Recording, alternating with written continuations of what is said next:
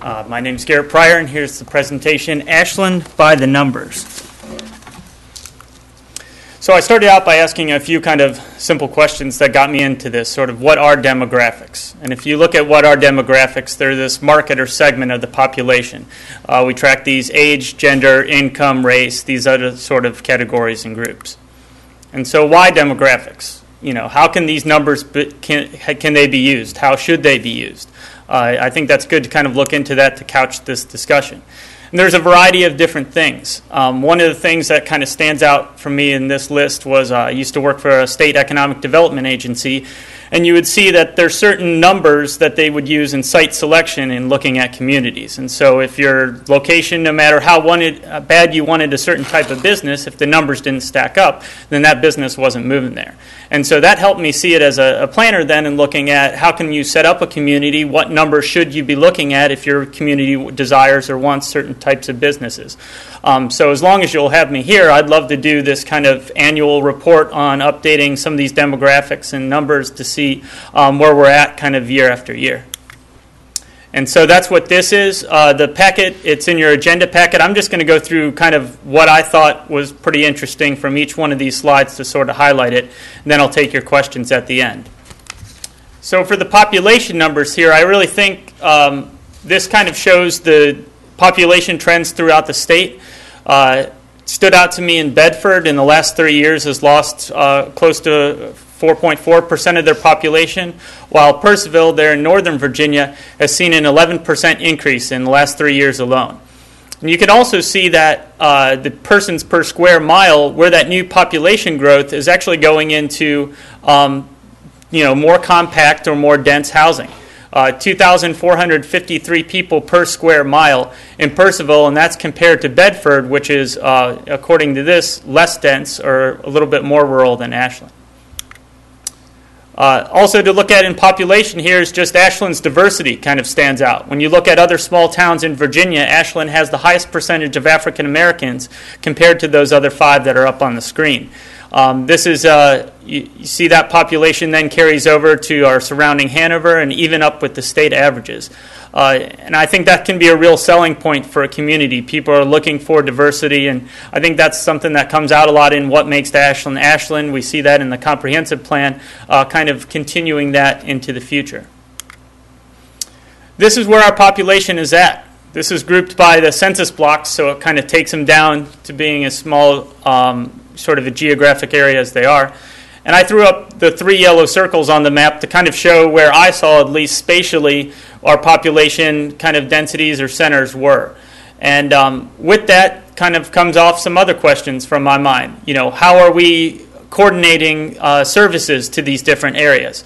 One of these population areas where we have a bunch of multifamily is on the east side of Route 1. How do we coordinate residential development that's occurred over there with our more traditionally established neighborhoods in Ashland? So these are just some questions that come to mind when you start looking at this geographically.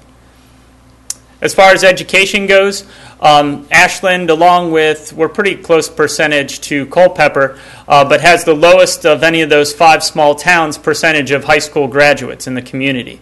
If you take a look at that as us compared to surrounding Hanover County, they have about 10% respectively more high school graduates and college graduates in their population. And you see it as high as Purcellville has 54% college-educated population there. Housing, and I think this is kind of a correlation between some of that and the kind of overall boom that you've seen in Northern Virginia with Purcellville and Leesburg and others. But this is the median value of owner-occupied housing. And in Purcellville, you have 410,000, Hanover County 271, and Ashland at 193. So it kind of just shows you maybe some of those differences there. The economy, though, a very strong point for Ashland is our retail sales. Take a look at our retail sales per capita of $54,000 a person. You compare this to Hanover County at $17,000 or the state at $13,000. So that shows you we have a very strong retail sector. And here in a second, I'll show you we're actually, between 2002 and 2011, we added jobs to that. So we're continuing to, hold on to the stronghold.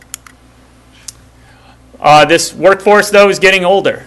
Ashland residents age 55 and older rose 66% of our workforce rose between 2002 and 2011. And these four categories here, construction, manufacturing, saw the biggest job losses between that 2002 to 2011. But you saw strong gains in the retail trade, like I talked about before, 214 workers, and wholesale trade, 498. And I don't think the 2011 numbers would include the distribution center or the vitamin shop that have went in since then. This is just a snapshot of our assessed property values. So where is that, I guess, more higher assessed property in town? As you can see, a lot of it falls along the eastern side of Route 1. A lot of our business or industrial zone property there along the Hill-Carter Parkway. And then you also see around the Randolph-Macon campus. And then here's a few extra charts. I had some questions from the Planning Commission when we talked about this. But here's the worker flow. So of the 11,300 workers that are employed in Ashland each day, 10,800 come into the town, 552 live in the town and work here, and 2,100 workers reside in Ashland but work outside of Ashland. And so where are these workers coming from that are coming into the town? Up on the screen there we have, and we haven't seen this before, so we'll wait a second here.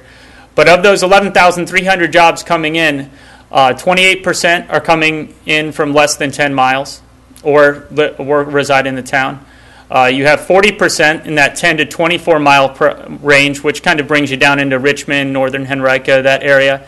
Another 10% in that 20 to 50 miles, so maybe greater Richmond region, maybe up in the Fredericksburg. Is that less than 50 miles away, would you say? Somewhere around in there? 40. Yeah. And then greater than 50 miles, almost 20% right there. So that's kind of an interesting number. And this kind of shows you geographically where those numbers are coming from. And I got another map that shows kind of a heat map of where these people live that actually then come to work in the town. But that basically shows you those less than 10 mile per hour workers are mostly from the south or southeast. You start getting further away. You have that big swath of workers in the 10 to 24 mile range there in Henrico and then southeastern Hanover County. And then this is a heat map showing where people live that come in, those 11,300 workers into Ashland. And so the darker you get on the map is the higher concentration of where people would live. So that was kind of interesting just to look at to see, good amount of Hanover County, some of the new, probably I think that's around Atlee or so, some of that development there, and then down into Henrico and there to the near west end. So that's my presentation. Thought some interesting numbers to come out of that, and I really want this sort of to be either a start of discussion or other questions that you'd like me to look into to help us figure out sort of, where we are in the numbers a little bit. So thank you. Thank you.